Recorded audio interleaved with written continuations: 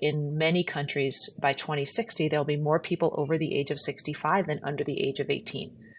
And this population shift has tremendous implications on global healthcare, financial services, housing, workforce, consumer, media, retail. Pretty much most areas of economies are impacted by this shift. Hello, everyone, and welcome to another episode of the AgeTech Podcast. I'm here today with Abby Miller Levy, the founding partner at Primetime Partners. Abby, welcome to the show. Keren, it's so nice to see you. We've had so many conversations through the years. You are the leader in the space, so I'm very honored to be on the show. Thank you. Thank you so much for joining me. Can you just tell us a little bit about the background behind Primetime Partners? We are an early stage venture capital fund that invests in seed to Series A companies focused on redefining how we age and improving the quality of living of older adults. The basic premise behind the fund is that there's a massive population shift that we've all known was coming, but that we didn't necessarily prepare for in terms of the fact that in many countries by 2060, there'll be more people over the age of 65 than under the age of 18. And this population shift has tremendous implications on global healthcare, financial services, housing, workforce, consumer, media, retail. Pretty much most areas of economies are impacted by this shift. And that is a wonderful opportunity for entrepreneurs to build businesses. And so that was the premise behind Primetime when me and my partner, Alan Patricof, launched the fund in the summer of 2020, is to say what needs to be built to accommodate an aging population. So what got you personally interested in this space? It's interesting because I started the fund at 45. My partner was 85. And so we had brought to our lives our own set of experiences. For me, what got me interested in aging was my dad's experience. He was prematurely retired. His company went out of business. I just saw firsthand that is at least how we think about defining our 60s, 70s, 80s is still white space. It's still open. There's not a lot of opportunities and consideration for an aging population. As a contrast, my partner, Alan, we got together when he was noticing that his friends were retiring and how are they spending their time? But he was also a caregiver for 12 years to his wife who suffered from Alzheimer's. And so we both came with our own individual experiences combined with my background, which is I'm a former founder myself. I've always worked with growth companies and startups. And so I was tuned into the power that entrepreneurs have to design innovative solutions. So I felt the problem myself. I knew a mechanism would be entrepreneurs. And so I decided the right business to start wasn't a single startup, it was actually a venture fund. So I'm an entrepreneur that realized the right business was a venture capital fund. It makes a lot of sense for sure. So the fund is based in New York, but you are able to invest globally. I'm curious, do you see a difference between East Coast and West Coast startups? That's a loaded question because I'm a New Yorker. So of course I see a difference. But we're a team of 5 full-time. We're here in New York City, very proud of that. But we work very collaboratively with a lot of other investors. We have co-invested with 80 other funds across our portfolio. And I think the common theme across all of the funders that I have come across is that pretty much everybody has personal conviction about the space. They're either a family caregiver themselves, they have experienced the pressure of being in the sandwich generation between being a parent and caring for an older loved one. They were close to one of their grandparents, that it's a deeply personal topic that people can relate to. And I think that helps refine your investor instincts is because you can understand the problem personally. So I would say the difference, I don't see a difference in East and West Coast investing on that point. I do, of course, there is a reputation. West Coast investors are a little less price sensitive. East Coast investors are a little more price sensitive. And I can't speak categorically about it. I'm very proud to say that Primetime, even in the very high valuation days of 2021 and 2022 in healthcare and digital health, that for the most part, we avoided getting too heady in over our skis, as I like to say. But I think we were all subjected to a real boom in venture capital spending in those years. And now we're dealing with it on the other side, which is much more of a retrenchment in the 2024 vintage. Speaking of the 2024 vintage, I'm not going to ask about a favorite portfolio company because I know that's an unfair question, but I would love to know which of your most recent investments from the 2024 vintage are you most excited about, or in general, like which of your portfolio companies do you think embodies the spirit of what is most needed in the age tech space right now? Well, I can point to our most recent investment that we made as part of our fund two, our second fund, called Thrive Health Tech. No relation to the business I started with Ariane Huffington called Thrive Global. And what Thrive Health Tech does, it is a healthcare enabled mobile phone that is subsidized by Medicaid. So Medicaid in the US, which is the program for low-income American, they have a government program to subsidize mobile access to a mobile phone, the hardware, as well as a mobile plan.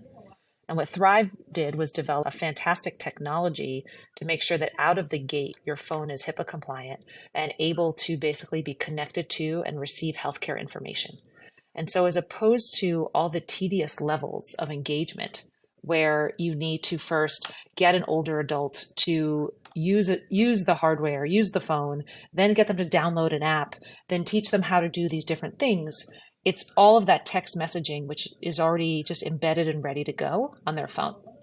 And the reason it typifies a primetime investment is along a couple of vectors. One is the team's absolutely fantastic. And so it is a team that combines subject matter expertise around telecommunications with healthcare expertise, because both Frisk Cressy and CVS are on the cap table and so two great healthcare firms and funds. And so team is great. Second, it deals with one of the biggest issues in health span and improving the quality of living of older adults, which is how you reach individuals and engage them. And the phone is the easiest way these days to engage anybody in the world, and especially older adults in the US. And so leaning in on how you can combine the device or the mechanism of engagement that's already accepted with the right data and information is very powerful. And then I think the third piece is commercial velocity. As a fund, we're, of course, here to make money for our investors. And we'd love to do good at the same time, but our goal is return. And so the nature of the commercial contracts that something like Thrive Health Tech can sign, the scale, the velocity, that's all very important. So I would definitely highlight that as both our most recent and a type of investment that kind of illuminates a bit of how we think about age tech. Sounds like a brilliant concept. I just read recently that everyone, especially older adults, just hates their healthcare providers' portals. So making the phone HIPAA compliant, it just makes total sense. Like, how come no one else had thought of that previously? It makes a lot of sense. It's not easy to do. And that's what's great, again, from an investment perspective, is where there's a technology moat. It's definitely it's a better place to be. Speaking of moats, when you review a startup, when you do your due diligence, what helps you get conviction on one startup over their competitors, assuming that those exist? It's so interesting because we just had our investment committee meeting today, and we look at about 600 to 700 deals a year. And what we always, as a team, go back to when we see a company, we're like, oh, that's just like blank, because you find that there are ideas in clusters that entrepreneurs, particularly because we do early stage, just from a PowerPoint through to early traction, that entrepreneurs are not in a vacuum. They know what might work. And so there's a lot of similarity of ideas. And so one of the things, a perfect example is one of our last investments or one of our bigger investments in Fund One was a business called OpenLoop. And OpenLoop is a telemedicine platform that really is the pipes to enable hundreds of different digital health businesses, health plans, hospital systems to deliver telemedicine with reimbursement, with remote patient monitoring, with all the bells and whistles. And before we invested in OpenLoop, we probably looked at, 10 other telemedicine platforms. And so what made OpenLoop so different is always team, better product, and back to this question of commercial velocity, there's something about the product, the team, the network that makes it a lot easier to get an enterprise customer to yes. It's like taking friction out of the sales process. That's why we invested in OpenLoop versus, again, about 10 or so other telemedicine platforms that we evaluated. So I like the clustering of deals. I like when we get to see many deals that are similar because then it helps you differentiate why one is going to succeed more than the other. But it's weird. It's funny. We like it's like trending in startup land. And certainly right now, everything AI business process flow is what's trending in AgeTech investing. Speaking of trends, where do you see sort of the gaps in the market that no one is addressing, that you hear possible buyers asking for, but no one is making those solutions for them? So most of our buyers are enterprise customers like health plans, long-term care insurance companies, life insurance companies. And so I think there's a couple of unmet needs. One on the kind of financial services side of aging is, listen, 50% of Americans are going to run out of money. Our retirement savings is woefully unfunded, underfunded. And so the thing that would change that fastest, close that gap fastest, it's not a shocking concept, is if people don't retire so young. They keep working because that's how you change the math.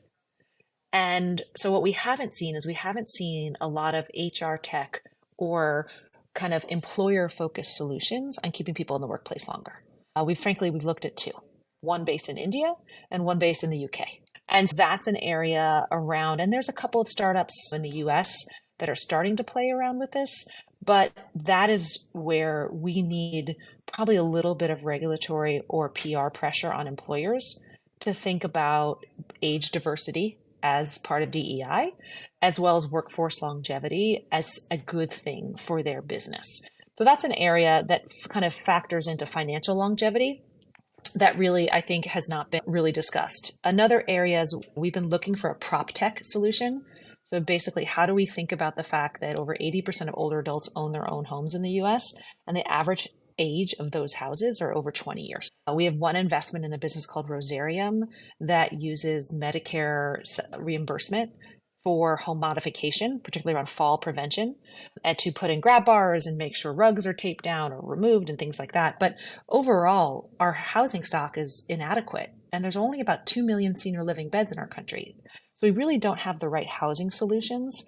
And we've heard this from, honestly, companies and organizations in Japan and Israel and the UK. So it's not just a US problem. There hasn't been a lot around prop tech. But since about 2/3 of our investing is in the healthcare side, because healthcare still is one of the biggest opportunities to increase health span, we have not yet seen enough on preventative care. And you hear this all the time. We're a sick care country, not a well care.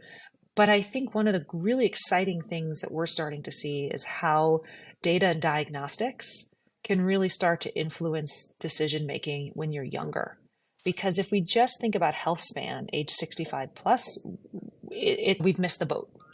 So I think we're starting to get excited about some of the diagnostics businesses that can help make individuals more aware, whether it's blood biomarkers, gut health, inflammation, hormone management, all of the things that contribute to disease. How can we start to understand those earlier in our own lives and contribute to a longer and better health span? Which is the point where age tech meets longevity and biotech, which I like to see as two separate industries, but there is some overlap. And there are startups doing both, which is interesting. And also, we're currently closing out the fundraising for our second fund.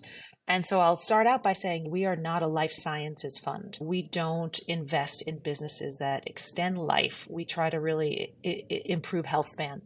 But they're our cousins. And so we will invest in businesses around data capture, around distribution. You cannot distribute all of the amazing innovations in life sciences are going to need provider training and consumer education and access and member engagement. And that's where we play. We play on the data and distribution of life sciences, not the research and development of them.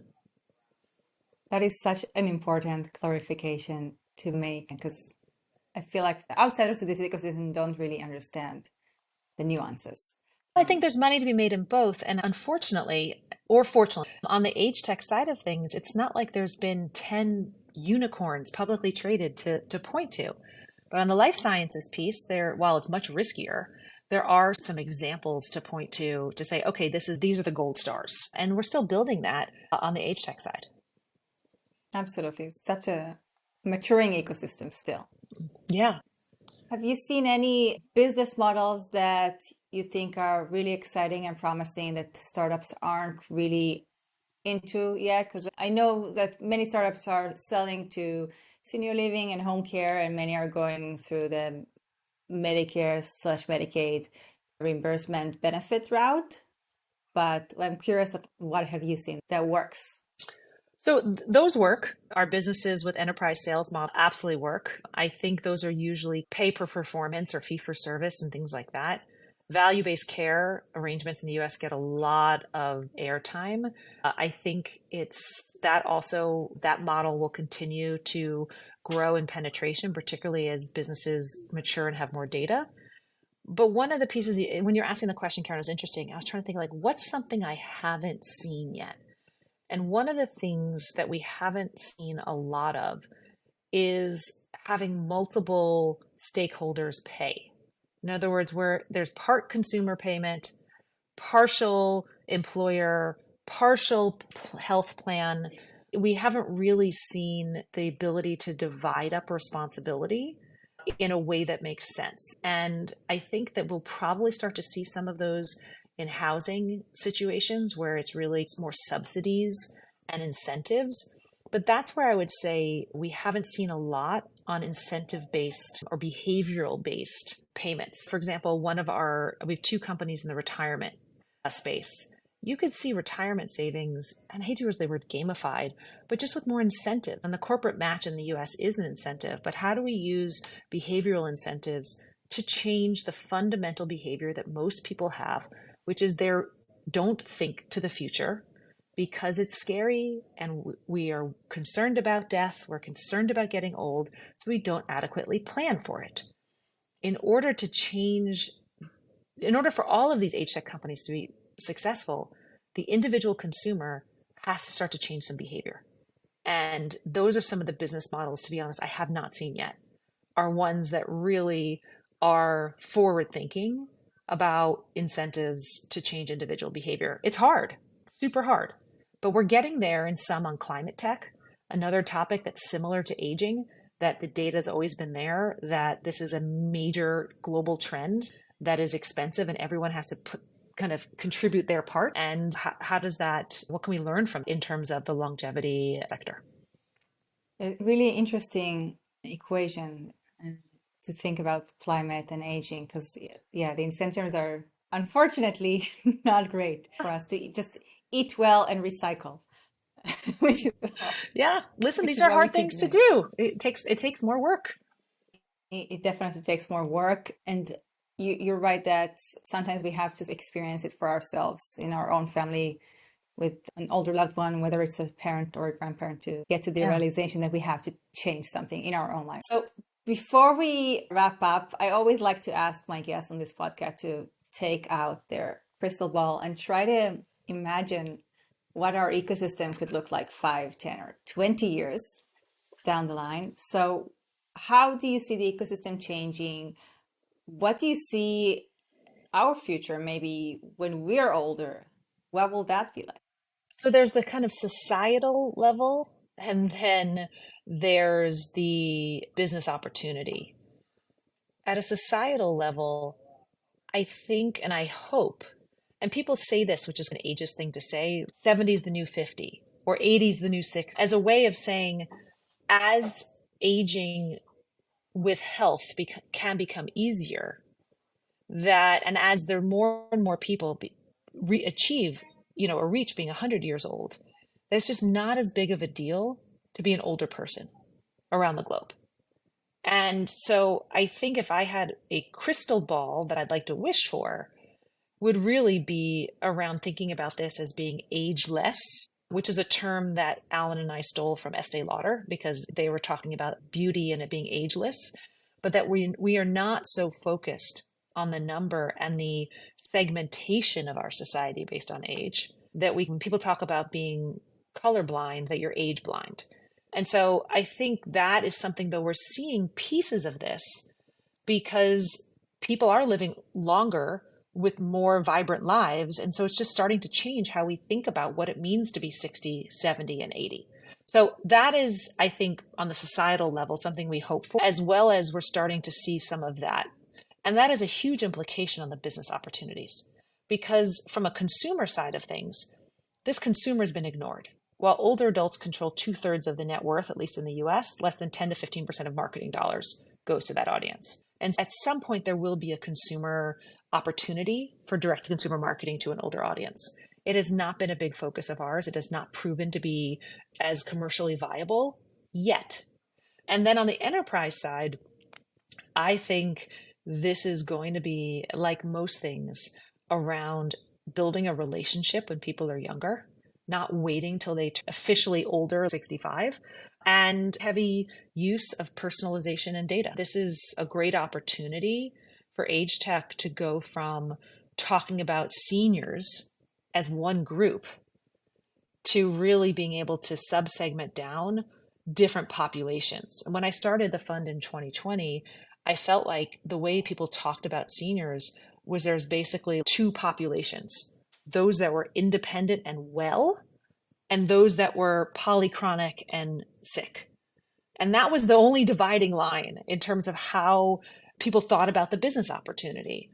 And I hope, and I'm seeing, that businesses are getting a lot more sophisticated, that it's about, there's so much segmentation to be had in terms of who the audience is today and will grow to be. So I would probably, maybe it's because I'm a former marketer, I always like to think about audience as really what's happening in the future. But the technology, Keren, as you know, it's going to move super fast. It's going to move fast on the life sciences side, on the data side, on the ability to harness your own data and personalize health. All of this stuff is going to move at a steeper slope than it has in the past 10 to 15 years. And so I'm just assuming that's what's going to happen. So let's focus on the audience and making sure that they're in the right place to engage and to lean into all of these innovations. I love that vision. I love that sort of that transition from a youth-obsessed society to an ageless society. I wonder how marketers are going to market cosmetics to us if they don't make us feel bad about growing old anymore. What is that going to be like? I do believe it's going to be back to focusing on how you feel and making people feel good at any age. And that's my hope. But listen, we have a lot of work to do as an industry, as a sub-segment. You and I run in the same circles. And one of the most amazing things, I'd be curious to hear your point of view, but when I started this, and I started in 2019, but we launched the fund in 2020, I felt like every conference I went to or every environment, it was like this group of 200 people that you saw. They're like, oh, here we go again. It's our little AgeTech family. And one of the most validating pieces of my work is 4 years later, there are a couple of venture funds dedicated to the topic of aging and longevity. The conferences are bigger. There are more founders. There are more enterprises thinking about this. There's more collaboration between the nonprofit, governmental, and for-profit sectors. And people are frustrated. They're like, okay, it's go time. So I think it's both that there's more I'd say soldiers fighting, as well as I think more urgency. And so I don't know how you feel about that, but that's been my take. I absolutely feel like the sense of urgency increases year over year, and also the ecosystem grows. And I feel like, as you said, we haven't seen enough unicorns or enough IPOs to get even more people excited about this space. At the end of the day, people want to make money, whether they're an entrepreneur or a VC. And when we have more examples for hugely successful companies, the momentum will accelerate even more than it already has. So, Abby, is there anything else that we haven't spoken about that you would like to add? Just that if there's any entrepreneurs listening and you have a business or business idea, feel free to email Abby at primetimepartners.com, and let's continue to grow the ecosystem. Thank you so much for joining me on the podcast, Abby. Great to see you. Thank you for watching this episode of the AgeTech Podcast. If you enjoyed it, make sure to hit the like, subscribe, and get notification buttons so you can get a notification whenever we publish a new episode. Until next time, stay humble, stay curious,